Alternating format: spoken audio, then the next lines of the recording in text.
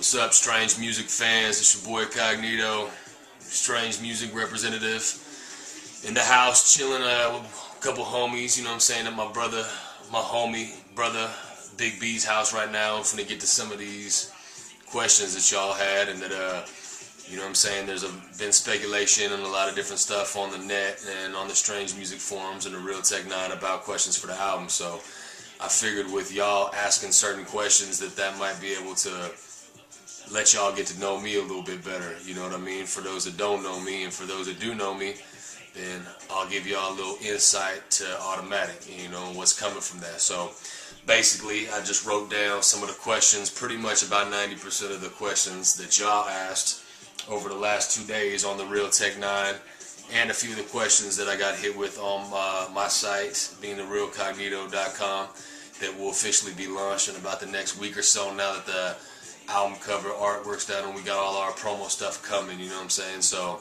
I'm gonna get right down to it and answer some of these questions. First question I got was from Rusty. Big shout out to Rusty out there in Florida, man. I know you've been putting it down for a while for Strange and for the street team, and you wanted to know what exactly was like the most fun. What was the best situation with making the album? What was fun about it? I think the most fun that I had in making this album was with the Strange artists, you know what I'm saying, with Calico and Cut and Tech and Scoob and Lynch, just being able to collaborate and pick their brains on songs to be able to make this album what it ended up being. I mean, I definitely couldn't have done this without them to make this album sound as official and as solid as it is.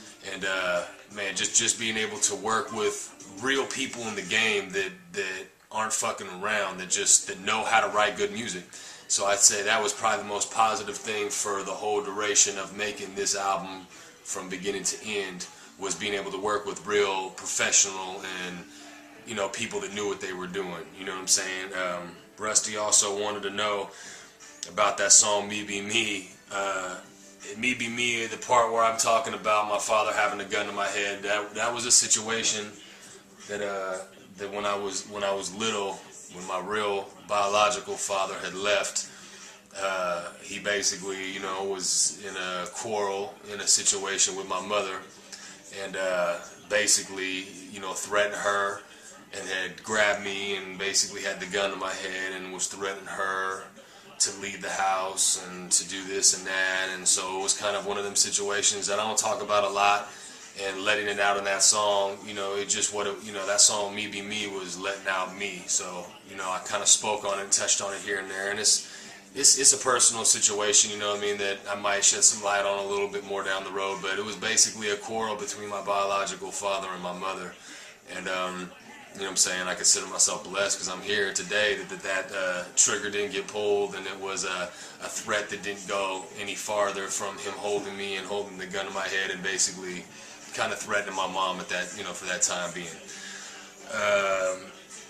B-Rock had a couple questions. Concept for the album, subject matter, and what the cover represents. Basically, B-Rock, to kind of narrow all that down to one thing, Automatic is a statement. Automatic is a statement to where, you know, the cover representing me, I mean, y'all, the rise of the phoenix out of the ashes, basically strength, you know what I'm saying, power, coming from a negative situation, and a lot of people kicking you, keeping you down, to rising above that.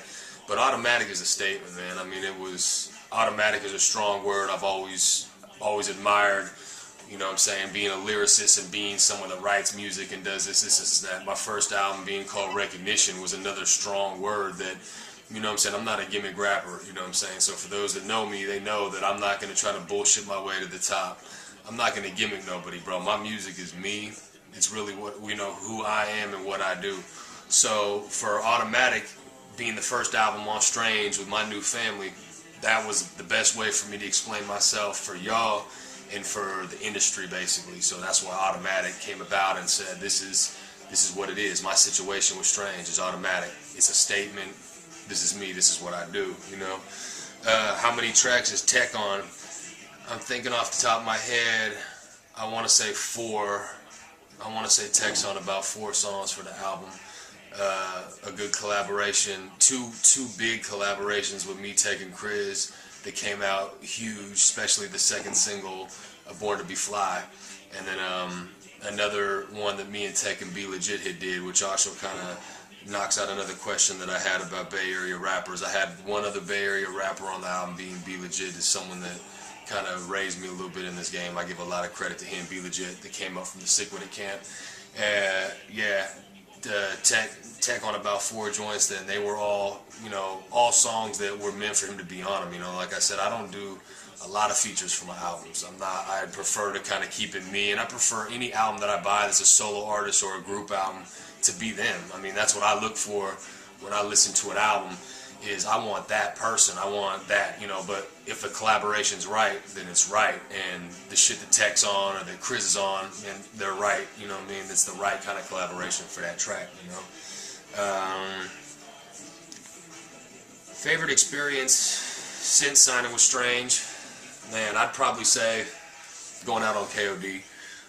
Going out KOD, not to be involved performing-wise, but just to be involved with meet and greets and meeting a lot of y'all and meeting a lot of fans. That was a big experience for me. I've always been big in touring, but not as big as it was with KOD. I've done, the most shows I did was probably about '07. I did about 100 shows that year, and that was a lot of shows. But then being on a tour that knocks out 60 shows in a 2-month span was a big experience for me. And I love to perform. That's what I do. That's one of my specialties is, I like to put on a show for any audience, whether it's 10 people or whether it's 10,000. So I'd say going out on KOD and seeing how my schedule and agenda was going to be with Strange when I start performing, we start doing these big tours that are coming up, being able to experience that ahead of time was a big experience for me, Not to mention just, I've always been a Strange music fan, so being able to, work on this album with the artists I did from Strange that I've been growing up in the game kind of admire, and especially, of course, Tech 9, that's another big experience since being with Strange, Cole, that question was from Cole, by the way. Shouts out to you, Cole, man. I appreciate it, man. Also, you also asked favorite song on Automatic and why. It's hard to say my favorite song on this album. The way it was put together is so intense that it's hard to say what my favorite song is.